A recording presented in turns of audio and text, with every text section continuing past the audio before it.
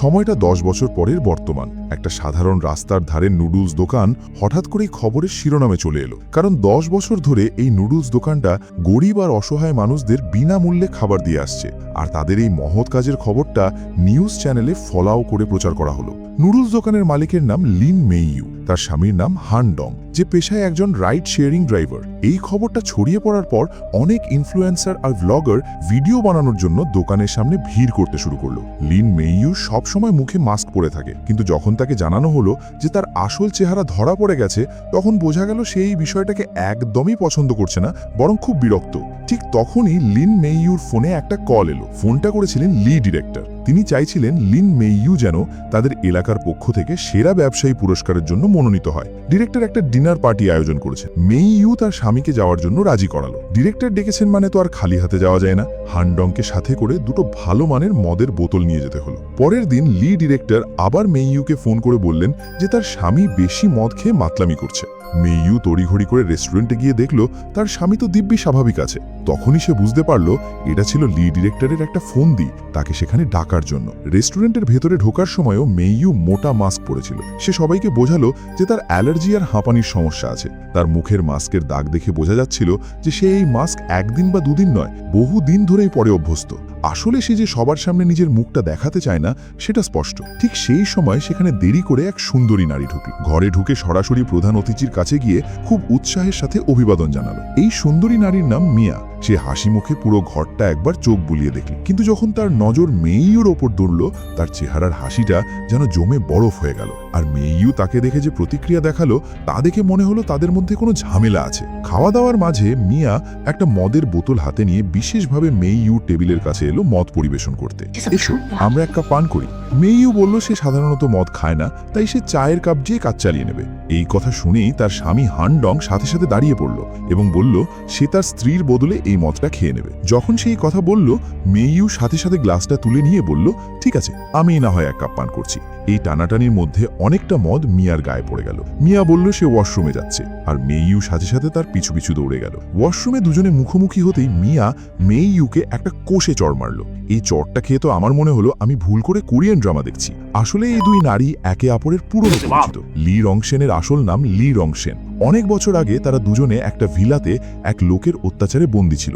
সেখান থেকে পালানোর সময় লি রংশেন মিয়াকে বলেছিল টাকা নিয়ে আগে চলে যেতে, সে নিজে কিছু দরকারি জিনিস আনতে ফিরে যাবে। দুজনের কথা হয়েছিল স্টেশনে দেখা করার, কিন্তু সেই যে আলাদা হলো এরপর আর দেখা হয়নি। এত বছর পর আজই তাদের দেখা হলো। মিয়া তো ভেবেছিল লি রংশেন হয়তো মারা গেছে। ওদিকে ডাইনিং টেবিলে বসে থাকা হানডং এর ফোনে একটা মেসেজ এলো। মেসেজটা দেখার পর তার চেহারা মুহূর্তেই গম্ভীর হয়ে গেল।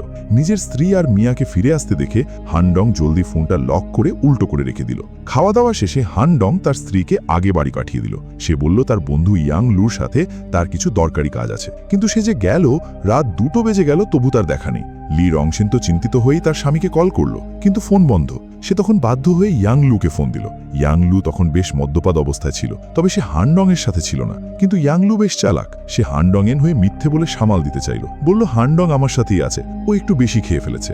লি রংশেনের মনে একটু শান্তি আসতে না আসতেই সেটা আবার দুশ্চিন্তায় রূপ নিল। কারণ সে একটা ছবি পেল। ছবিতে দেখা যাচ্ছে তার স্বামী শরীরের উপরের অংশ খোলা অবস্থায় বিছানায় শুয়ে আছে, আর তার পাশে লাল চুলের এক মহিলা শুয়ে আছে। লি রংশেন সে নাম্বারে আবার কল করার চেষ্টা করলো, কিন্তু ফোন বন্ধ। আসলে এসব কি হচ্ছে? লি রংশেন তো অবাক হলোই। সকালে ঘুম থেকে ওঠার পর হানডং নিজেও খুব অবাক। সে ভাবছে আমি কে, আমি কোথায়, আমার জামা কোথায়, পাশে এই মেয়েটাই বা কে? তারপর সেই মেয়েটা কথা বলে উঠল, আমাদের সাথে ভুলে যাওয়ার নাটক করো না। গত রাতে যে চিৎকার চেঁচামেচি করছিলে তার কি হবে? আমরা তো কথা হয়েছিল আমি 1000 চাইবো, তুমি 800 দেবে।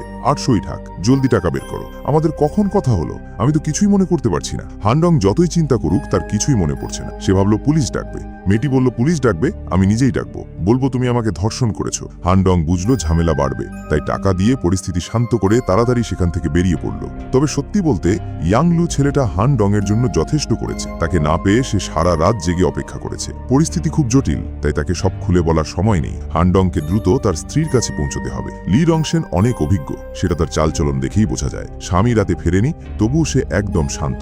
কাল রাতে ইয়াং ডং এর সাথে খুব মজা করেছো মনে হচ্ছে। না, আমি আসলে গত রাতে কথা শেষ হওয়ার আগেই দেখলো বাইরে একটা মহিলা হানডং এর নাম ধরে চিৎকার করছে। দুজন বাইরে গিয়ে দেখলো সেই লাল চুলের মহিলাটি এসেছে। তার হাতে হানডং হানডংয়ের ফেলে আসা পোশাক। তুমি আজ সকালে এত তাড়াহুড়ো করে চলে গেলে যে তোমার প্যান্টও আমার কাছে রেখে গেছো। হানডং দেখলো এটা তো মহাবিপদ। সে আবার পুলিশ ডাকার কথা বলল, কিন্তু লাল চুলের মহিলাটি পুলিশ ডাকবে শুনে একদমই ভয় পেল না। সে সাথে সাথে সেই ছবিটা বের করে দেখালো। লি রংসেন ছবিটা দেখেই বুঝে গেল যে গতরাতে সত্যিই তারা দুজন একসাথে ছিল। লি রংসেন বলল, এখানে চেঁচামেচি না করে চলো পেছনে যাই। লি রংসেন তাকে টাকা দিয়ে বিদায় করল। লাল চুলের মেয়েটা টাকা নিয়ে বিদ্রুপের সুরে বলে গেল, রাতে 8টার সময় আরেকটা অ্যাপয়েন্টমেন্ট আছে। হানডং বিষয়টাকে ব্যাখ্যা করার চেষ্টা করল, কিন্তু লি রংসেন তার কৈফিয়তে খুব একটা আগ্রহ দেখালো না। বরং সে বলল, যাও গাড়ি নিয়ে কাজে বের হও, যা বলার বাড়িতে এসে বল। হানডং চলে যাওয়ার পরই লি রংসেন একটা লাইটার বের করল। মা সু অভিনীত এই লাল চুলের মহিলার নাম লিং জি। সে লি রংসেনের পুরনো পরিচিত। 10 বছর পর দেখা হলো, আর দেখা হতেই বড় কোনো বিপদ করতে চাইছে সে। লি রংসেন ব্যাপারটা বুঝে গেল। সে মূলত টাকা হাতাতে চাইছে, তবে বোঝা যাচ্ছে এই অল্প টাকায় লিং জি সন্তুষ্ট নয়। সে ইশারা ইঙ্গিতে লি রংসেনকে ভয় দেখানোর চেষ্টা করল। তোমার স্বামী কি জানে অতীতে গোল্ডেন লিলি ক্লাবে তুমি কি করতে? এদিকে হানডং গিয়ে পৌঁছালো ওয়ানপেং হোটেলে। সে জানতে চায় গতকাল রাতে আসলে কি হয়েছিল, সেই রুমটা কে বুক করেছিল। কিন্তু হোটেল কর্তৃপক্ষ বলল গ্রাহকের গোপনীয়তা ফাঁস করা যাবে না। তারা শুধু তাকে সিসিটিভি ফুটেজটা দেখালো। ফুটেজে দেখা গেল একজন মুখোশধারী কালো কাপড় পরা লোক ভেতরে ঢুকেছে এবং দ্রুত বেরিয়ে গেছে। এরপরই লিং জি ভেতরে ঢুকলো। তাহলে সেদিন আসলে কি ঘটেছিল? রেস্টুরেন্টে খেতে বসে হানডং একটা মেসেজ পেয়েছিল। তাতে 20 বছর আগের জাও শিয়াওকি সংক্রান্ত কোনো ঘটনার উল্লেখ ছিল। তাকে বলা হয়েছিল দ্রুত হোটেলের 8416 নম্বর রুমে যেতে, নয়তো তার পরিবার ধ্বংস হয়ে যাবে। হানডং যখন হোটেলে গেল দেখল দরজার পাল্লা খোলা। সে ভেতরে ঢুকে দেখল কেউ নেই, আর তখনই পেছন থেকে কেউ তাকে অজ্ঞান করে ফেলে। জ্ঞান ফেরার পর সে দেখল পাশে সেই লিং জি বসে আছে। তো ঘটনা হলো এটা, আর পরিস্থিতি হলো এই। এরপর গল্পে এক নতুন চরিত্রের আগমন। সেই হলো চ্যাংহ্যাং ফাউন্ডেশনের সিইও এবং বছরের সেরা সমাজসেবী সুন হাইতা। এই লোকটা ছিল হানডং এর হাই স্কুলের বন্ধু। হানডং তার গাড়ির পেছন পেছন গিয়ে রাস্তার ধারে থামল, কিন্তু এক মুহূর্ত পরেই দেখলো সে নেই। হানডং যখন গাড়ি থেকে নামতে যাবে ঠিক তখনই সুন হাইতাও সরাসরি এসে তার গাড়ির দরজা খুলে ভেতরে ঢুকে পড়ল। এত বছর পর দেখা, চলো উইচ্যাটে অ্যাড হয়নি। হাইতাও যখন ফোন বের করে কিউআর কোড স্ক্যান করতে যাবে তখনই হানডং এর মনে পড়ে গেল মেসেজের কথা। সে হুট করেই তাকে একটা প্রশ্ন করে বসল, আমার ফোন নম্বর তুমি কোথায় পেলে, জলদি বলো। যেমনটা আমরা আগেই বলেছি, লি রংসেন যে টাকা দিয়েছিল তাতে লিংজি মোটেই সন্তুষ্ট ছিল না। এখন আবার চড়া সুদের মহাজনরা তাকে টাকা পরিশোধের জন্য চাপ দিত। তাই লিংজি লোকগুলোকে সোজা লি রংসেনের নুডলস দোকানেই নিয়ে এল। তবে এই লোকগুলোকে সামলানোর কায়দা লি রংসেনের ভালোই জানা। 弄死我呀！不是，今天你不弄死我，我就弄死你。再宽限你1周啊，到时候还不上。 রাতে দোকান বন্ধ হয়ে গেল। লি রংসেন বাড়ি ফিরল না, কারণ সে তার স্বামীর কাছ থেকে একটা মেসেজ পেয়েছে যেখানে বলা হয়েছে তাকে গিয়ে কুরিয়ার পয়েন্ট থেকে একটা পার্সেল সংগ্রহ করতে হবে। আর ওদিকে বাড়িতে হানডং এর সাথে যা ঘটলো তা আরো যে লোকটা তাকে মেসেজ পাঠাচ্ছিল সে যেন তার বাড়ির প্রতিটা নড়াচড়া পর্যন্ত বুঝতে পারছিল। হানডং তার স্ত্রীকে ফোন করলো, কিন্তু সংযোগ পেল না। তাই বাধ্য হয়ে সে দোকানের কর্মচারীকে ফোন করলো। ঠিক ধরেছেন, এটা পুরোটাই ছিল অন্য কারো পাতা ফাঁদ। মাঝরাতে বাইরে ঝুম বৃষ্টি। লি রংসেন গলির ভেতর দিয়ে হেঁটে যাওয়ার সময় সত্যি আক্রান্ত হলো। ঠিক তখনই হানডং ছুটে এলো। স্বামী স্ত্রী মিলে চরম ধস্তাধস্তি করে দুজনে মিলে একজনকে সামাল দিল। যদিও আক্রমণকারীর চেহারা দেখা সম্ভব হয়নি, তবে তাকে সেখান থেকে পালিয়ে যেতে বাধ্য করা গেল। বাড়ি ফিরে দুজনে তাদের ফোন বের করে তথ্য মেলাতে লাগলো। হানডং অবাক হয়ে বলল, আমি তো তোমাকে মাঝরাতে কুরিয়ার আনতে যাওয়ার জন্য কোনো মেসেজ পাঠাইনি। ঘটনাটি খুবই অস্বাভাবিক। হানডং ফোনে 110 টিপে পুলিশ ডাকার প্রস্তুতি নিল। আপনারা ঠিকই ধরেছেন, হানডং এর ফোনে ম্যালওয়্যার ভাইরাস ঢোকানো হয়েছে। কিন্তু এই কাজটা কে করলো? হানডং এর মাথা তখন পাগলের মতো কাজ করছে। সিসিটিভি ফুটেজে দেখা সেই লোকটার শারীরিক গঠন আর বৃষ্টির রাতে লড়াই করা সেই কালো পোশাক পরা লোকের শরীরের গড়নের সাথে মিলিয়ে সে সোজা চলে গেল সেই ঠিকানায় যেখানে ওয়াং চাও ইন্টারভিউ দেওয়ার সময় থাকার কথা জানিয়েছিল। ফোনের অপর পাশে ওয়াং চাও বলল, আমার জ্বর আর ঠান্ডাটা একটু বেড়ে গেছে। হানডং বলল, আরে সমস্যা নেই, আমি তো তোমার বাড়ির নিচেই দাঁড়িয়ে আছি। ওয়াং চাও তখন বলল, আমি তো হাসপাতালে, বাড়িতে নেই তো। হানডং বলল, ঠিক আছে, আমি অপেক্ষা করছি। সে সেখানে ওয়াং চাওর জন্য ওত পেতে রইল। ওয়াং চাও হাঁপাতে হাঁপাতে ফিরে এলো। তার আচরণ দেখে মনে হচ্ছিল সে এই বাড়ির নকশা বা রাস্তাঘাট সম্পর্কে খুব একটা পরিচিত নয়। ওয়াং চাও চেয়ারে বসার পর হানডং শুধু তাকে ওষুধই দিল না, নিজ হাতে পানীয় খাইয়ে দিল। এই সুযোগে ওয়াং চাও সরাসরি হানডং এর কাছে চাকরি ছেড়ে গ্রামে ফিরে যাওয়ার কথা জানালো। সবকিছুতেই কেমন যেন একটা সন্দেহজনক ব্যাপার আছে। এরপর আমরা নজর দিই লি রংসেনের দিকে। সে দেখল লিংজি এখন খুব খারাপ অবস্থায় আছে। তাই সে সরাসরি নিজের বাড়ির বেসমেন্টে নিয়ে গেল। খাবার আর পানীয়র ব্যবস্থা করে লিংজিকে সেখানেই সেখানেই থাকতে বলল। লিংজি তো দেখে অবাক, খাবার থাকার জায়গা সবই আছে, কিন্তু বিছানায় শুতেই সে দেখল কিছু একটা অদ্ভুত ব্যাপার। লি রংশেন লিংজিকে দড়ি দিয়ে বেঁধে ফেলল। সেও পরিষ্কার হতে চায় যে গত কয়েকদিন ধরে আসলে কি ঘটছে, কিন্তু সত্যি বলতে লিংজির কাছে খুব বেশি তথ্য ছিল না। হোটেলের সেই ঘটনাটা ছিল এমন, তাদের একটা গ্রুপ আছে যেখানে লোকে ঠিকানা আর দাম পোস্ট করে। লিংজি সেই গ্রুপে যোগ দিয়ে দেখল তেমন কোনো বড় কাজ নেই, শুধু হোটেলে গিয়ে একটা ছবি তুলে আনতে হবে, বিনিময়ে তাকে 800 টাকা দেওয়া হবে। সে ভাবল এটা তো সহজায়, তাই কাজটা নিয়ে নিল। লি রংসেন সেই নম্বরে ফোন করলো যারা লিংজির সাথে যোগাযোগ করত। কণ্ঠস্বর শোনার পরই সে মোটামুটি আন্দাজ করে ফেলল ব্যাপারটা কি, কিন্তু এই গোপন রহস্যের পর্দাটা শেষ পর্যন্ত কিভাবে খুলবে। ওয়াং চাও যে চাকরি ছাড়ার কথা বলেছিল, হানডং বলল, ঠিক আছে, আমার তো কোনো কাজ নেই,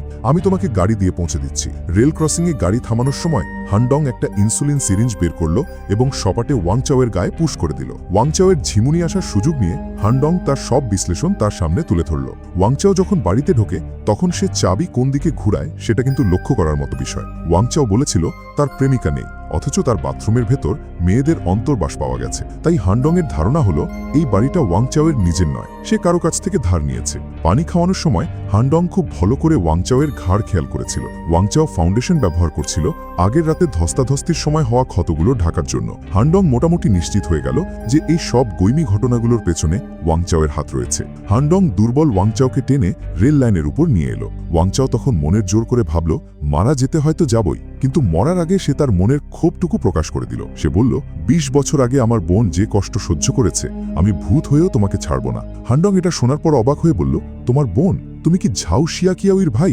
সে সাথে সাথে ওয়াংচাওকে টেনে সরিয়ে নিল। আসলে 20 বছর আগে ঝাও শিয়াওকি যখন উপর থেকে লাফিয়ে পড়েছিল, ওয়াংচাও তখন হানডংকেও সেখানে দেখেছিল। তাই সে মনে করত আসল খুনি হানডং। এত বছর ধরে ওয়াংচাও প্রতিশোধের সুযোগ খুঁজছিল, কিন্তু বাস্তবে ওয়াংচাও যা ভাবছে তা হয়তো পুরো সত্য নয়। হানডং ঝাও শিয়াওকিওর আসল ঠিকানায় পৌঁছাল। সেখানে গিয়ে দেখল যে ঝাও শিয়াওকিও একসময় সুরের তালে নাচত, আজ সে হুইল চেয়ারে একদম অসহায় অবস্থায় বসে আছে। ওয়াংচাও দেখল হানডং এত বড় দুঃসাহস নিয়ে আবার তার সামনে চলে এসেছে। সে একটা সবজির কাটার ছুরি নিয়ে তেড়ে এলো। একই সময় সুনহাইতাও হানডংয়ের বর্তমান পরিস্থিতি সম্পর্কে তথ্য সংগ্রহ করছিল।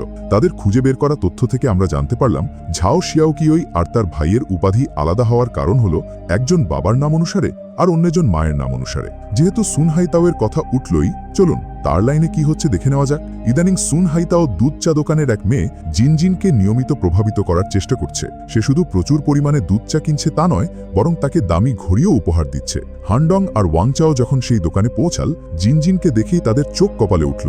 এ তো দেখতে হুবহু ঝাও শিয়াওকিউর মতো। আর সত্যি বলতে কি, এই জিনজিন নামের মেয়েটি সুনহাইতাওয়ের ঘনিষ্ঠ হওয়ার প্রচেষ্টায় কোনো আপত্তি করছিল না। এটা তো বেশ বিব্রতকর পরিস্থিতি। রাতে কি একসাথে খেতে যাওয়া যায়? 你怎么来了？ রাতে জিনজিন আর সুনহাইতাও সেই মিশেলিন নামের ওয়েস্টার্ন রেস্টুরেন্টে পৌঁছালো। জিনজিন ওয়াশরুমে যাওয়ার সুযোগে সুনহাইতাও গোপনে তার গ্লাসে ওষুধ মিশিয়ে দিল। আর এই পুরো ঘটনাটা কোনায় লুকিয়ে রাখা একটা ডিভি ক্যামেরা দিয়ে রেকর্ড হয়ে গেল। জিনজিন সিটে ফিরে আসার পর সুনহাইতাও প্রস্তাব দিল তাকে পাহাড়ে নিয়ে যাবে উল্কাপাত দেখাতে। জিনজিন গাড়িতে ওঠার কিছুক্ষণের মধ্যেই ওষুধের প্রভাব কাজ করতে শুরু করলো। জিনজিন অচেতন হয়ে পড়ার সাথে সাথে সুনহাইতাও নামের পশুটা তার আসল রূপ প্রকাশ করলো। সে গাড়িতেই জিনজিনের ওপর নির্যাতন চালাতে শুরু করলো। ঠিক সেই মুহূর্তে অন্য একটি গাড়ি পেছন থেকে সরাসরি তার গাড়িতে ধাক্কা দিল। যখন সুনহাইতাওয়ের জ্ঞান ফিরল, সে দেখল সে ট্রাফিক পুলিশের জিম্মায়। তার চুল উস্কো খুস্কো, শরীর থেকে মদের গন্ধ বেরোচ্ছে। আমি এখানে কিভাবে এলাম? নিজেই তো ফোন করে টো ট্র্যাক ডেকে আনলে। তুমি তো কম মদ খাওনি। আমি মদ খাইনি, আমি কোনো টো ট্র্যাকও ডাকিনি। তুমি মদ খাওনি?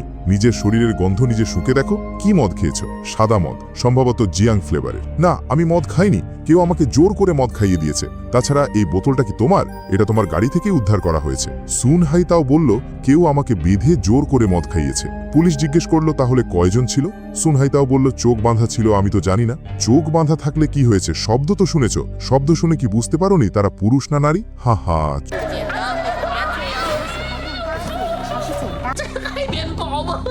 আসুন ঘটনাটা একটু গুছিয়ে দেখি। ওয়াং চাও সব সময় সুনহাইতাওয়ের পিছু পিছু ছিল এবং ডিভি ক্যামেরা দিয়ে সব প্রমাণ রেকর্ড করছিল।